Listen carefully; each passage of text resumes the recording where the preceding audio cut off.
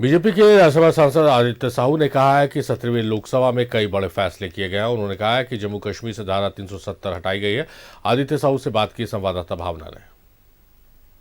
बड़े नेता और सांसद आदित्य प्रसाद साहू इस वक्त मेरे साथ मौजूद है। 17वीं लोकसभा का समापन हो गया है, नई लोकसभा का गठन होना है। कितनी मजबूत दावेदारी भाजपा की?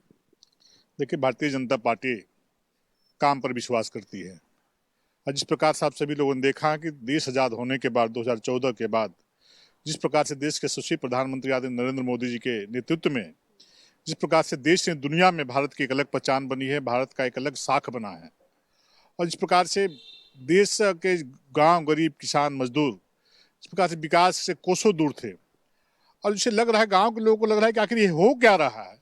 पहली बार एक गरीब बाप का बेटा बना है तो गरीबों को चिंता कर रहा है, किसानों की चिंता कर रहा है, माता और बहनों की चिंता। निश्चित रूप से प्रधानमंत्री हर काम को बहुत बारीकता से देखते हैं और हर काम की गहराई को पे जाते हैं और उनकी आत्मा में गरीब बसती है, गरीबी बसती है और गरीब की चिंता करते हैं और वो कहते हैं कि जो हम कहते हैं वो करके दिखलाएं। खासकर मैं आदिवासी समाज को लेकर ज्यादा जो है चाहूंगी कि दर्शकों को बताइए, क्योंकि अभी हाल ही में ये देखा गया है कि आदि महोत्सव भी दिल्ली में आयोजित हुआ। प्रधानमंत्री भी जो है कई बार झारखंड का दौरा कर चुके हैं। देश आजाद होने के बाद पहली बार ऐसा हुआ है कि देश का कोई प्रधानमंत्री भगवान बिरसा मुंडा जी के घर में जाकर के, उनके गांव में जाकर श्रद्धा सुमन अर्पित किया, उनके परिवार से मिला है।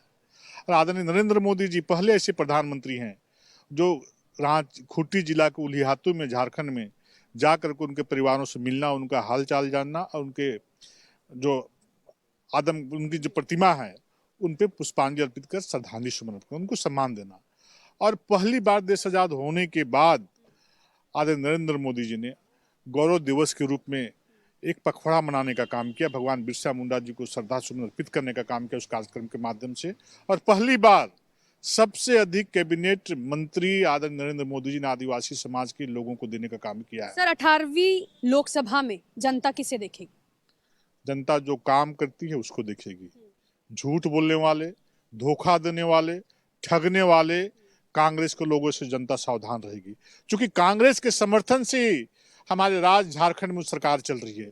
और किस प्रकार से जब जब झारखंड में कांग्रेस के समर्थन से सरकार चलती है, वहां के लोगों को ठगने का काम करती है, वहां के लोगों को धोखा देने का काम करती है, वहां के लोगों की गाड़ी कमाई को लूटने का काम करती है। हमारे राज्य के प्रथम मुख्यमंत्री और प्रदेश सदस्य आदरणीय बाबूलाल मरांडी जी ने मांग किया है कि इसकी सीबीआई जांच होनी चाहिए, चाहे दोषी कितना बड़ा व्यक्ति क्यों ना हो, उस पर कार्रवाई होनी चाहिए। युवाओं के भविष्य के साथ खिलवाड़ करने वाला व्यक्ति पर शिकंजा कसना चाहिए और जेल के अंदर उसको जाना चाहिए, उसको सजा मिलनी चाहिए। आदित्य प्रसाद साहू को आप सुन रहे हैं, सांसद भी है, झारखंड की जमीन से भी आते हैं और आज प्रधानमंत्री जी ने तमाम चीजों का जिक्र किया। आतंकवाद से लेकर जम्मू कश्मीर का मुद्दा उठाया गया, दंड संहिता से लेकर न्याय संहिता की चर्चा हुई, परफॉर्म, रिफॉर्म, ट्रांसफॉर्म की बात हुई और अब 17वीं लोकसभा का समापन हो रहा है और अब जो है 18वीं लोकसभा की तैयारी होगी। लेकिन अब जनता पे छोड़ देते हैं कि जनता क्या तय करती है, किसको मिलती है सत्ता और किसका कटता है पत्ता।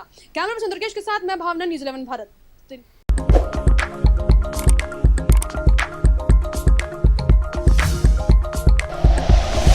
Like and share videos, subscribe करें हमारा चैनल और प्रेस करें बेल आइकॉन। न्यूज़ 11 भारत, सच है तो दिखेगा।